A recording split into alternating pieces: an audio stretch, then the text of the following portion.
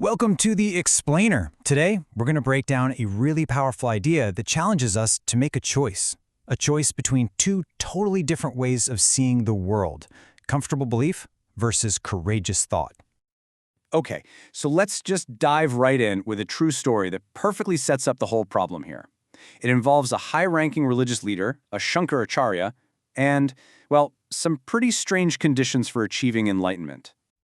So picture this. A man goes up to the Shankaracharya of Puri, a really respected figure, and asks to talk about divine knowledge. And these are the prerequisites he's given. It's got nothing to do with his sincerity or his understanding. Nope. It's about his hairstyle and, believe it or not, his bathroom habits.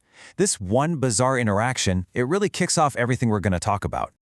And look, these aren't just some quirky, strange rules. They point to something much bigger.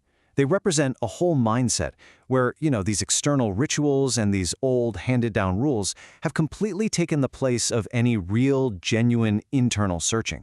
It's like a symptom of a society that has just stopped thinking for itself. So, this brings us right to the heart of the conflict, doesn't it? This fundamental clash between two ways of approaching the world. In Hindi, they're called Vishwas, which means belief, and Vichar, which means thought. And you've got to understand, this isn't presented as just some minor difference of opinion. It's framed as two completely opposing forces. You've got belief on one side. It's borrowed. It's always looking to the past. It's based on fear. And ultimately, it leads to a kind of mental slavery.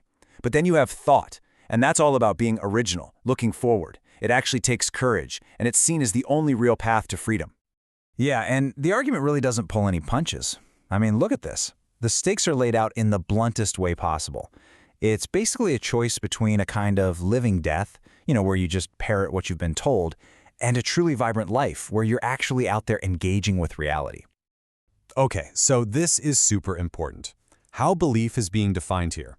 We're not talking about faith in some noble spiritual sense. No, this is about an intellectual shortcut. It's like outsourcing your own thinking just to avoid the hard work and, frankly, the anxiety of figuring things out for yourself.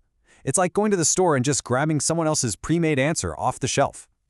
And then, on the complete other side of the spectrum, you have thought. This is presented as this active, personal, even courageous way of engaging with the world. It's not about digging through some old book to find an answer that worked for someone else. It's about looking a new problem right in the eye and coming up with a fresh solution that actually works right here, right now. So how does this actually play out? Well, there's this fantastic parable about a guy named Mullah Nasruddin that shows just how absurd things can get when you choose belief over thought. And this story just perfectly captures the whole process. It's both hilarious and kind of tragic. First, Nasruddin completely ignores basic, obvious logic. Like, hey buddy, you're cutting the very branch you're sitting on. Then, when the predictable thing happens and he falls, does he learn his lesson? Nope. He doesn't start thinking for himself. He just flips to blind belief, deciding the guy who stated the obvious must be some kind of prophet.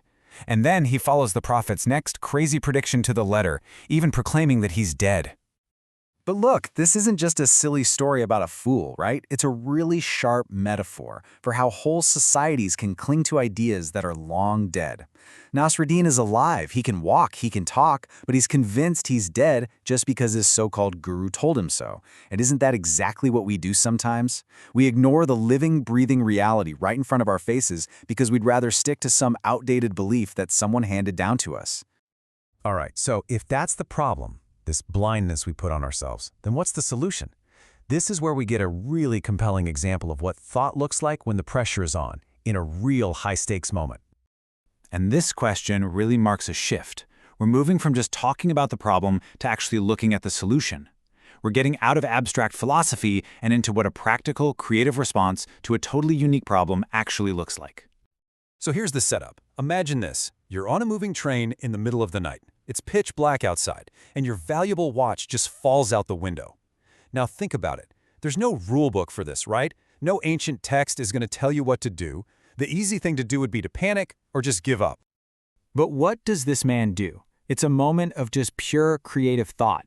It's an original solution that comes from facing the problem directly. He uses the one thing he has on him, a lit cigarette, to solve a problem that has never existed in this exact way before. He's not looking for an old answer. He's creating a brand new one on the spot. And that's the whole principle right there. The ability to find solutions is already inside us. It's not something you have to borrow from a guru or find in a book. It gets unlocked through that active and, courageous process of just tackling the problem yourself, with your own mind. Okay, and this is where the whole argument really levels up. We're moving on from solving external problems, like finding a lost watch, to applying this exact same idea to the deepest, most personal question we can possibly ask. In this story about a king and a sage named Swami Ram is really the perfect final example of this whole philosophy in action. The king comes looking for the ultimate answer. He wants to meet God, but instead, the sage turns him right back around to the most basic question of all, a question the king just assumes he already has the answer to. And what happens is the sage just systematically takes apart every single answer the king offers. What about your name? Well, that's just the label, it can be changed. Okay, what about being a king? That's just a temporary situation. Your youth? That's gonna fade. Your body? That's changing every second. And slowly, the king is forced to see that everything he thought was him was actually borrowed. It was external. It wasn't permanent. And when all that is stripped away, he's left with no answer at all for who he truly is. And this right here is the absolute key takeaway. The whole point isn't to just swap one belief, like I am a king, for another borrowed belief, like I am the soul. Just chanting some phrase you learned, like I am God, is still just belief. It's still a second-hand answer. The real work, the real spiritual journey, is to have the courage to just sit with the question without grabbing for an easy, prepackaged answer. And so, in the end, we're left with that exact question. The whole philosophy stops being a lecture and becomes a personal challenge for you, for me, for all of us. The goal isn't to just believe what you heard here. The goal is to take the tool that's being offered, the power of thought, of inquiry, and use it to face that ultimate question for yourself.